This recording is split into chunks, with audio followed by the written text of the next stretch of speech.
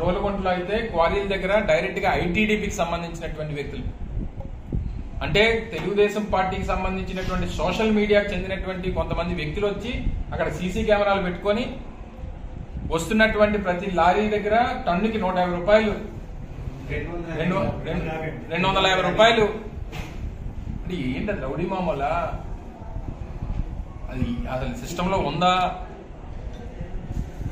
అంటే ఎంత బరిదగించి అవినీతికి పాల్పడుతున్నటువంటి పరిస్థితులు ఈ రోజు ఈ ప్రాంతాల్లో ఉన్నాయనంటే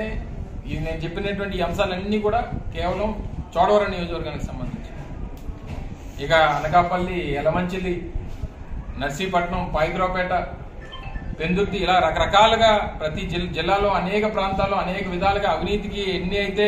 అవకాశాలు ఉన్నాయో అన్ని రకాలుగా వీళ్ళు అవినీతికి పాల్పడతా ఉంది ప్రభుత్వం. రోలుగుంటలో అయితే క్వారీల దగ్గర డైరెక్ట్ గా ఐటీడీపీకి సంబంధించినటువంటి వ్యక్తులు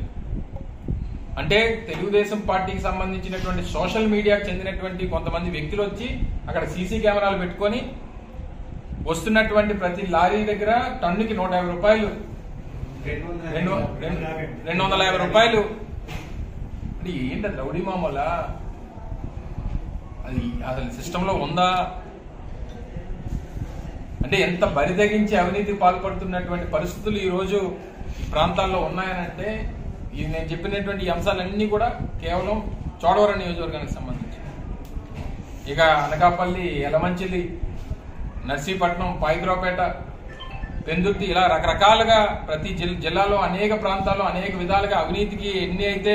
అవకాశాలు ఉన్నాయో అన్ని రకాలుగా వీళ్ళు అవినీతికి పాల్పడతా ఉంది ప్రభుత్వం. రోలుగుంటలో అయితే క్వారీల దగ్గర డైరెక్ట్ గా ఐటీడీపీకి సంబంధించినటువంటి వ్యక్తులు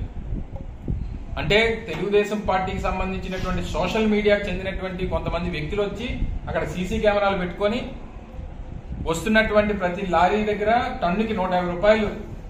250 రూపాయలు అంటే ఏంటది రౌడీ మామూలా అది అసలు సిస్టంలో ఉందా అంటే ఎంత బరిదగించి అవినీతికి పాల్పడుతున్నటువంటి పరిస్థితులు ఈ రోజు ఈ ప్రాంతాల్లో ఉన్నాయనంటే ఇది నేను చెప్పినటువంటి అంశాలన్నీ కూడా కేవలం చోడవరం నియోజకవర్గానికి సంబంధించి ఇక అనకాపల్లి యలమంచిలి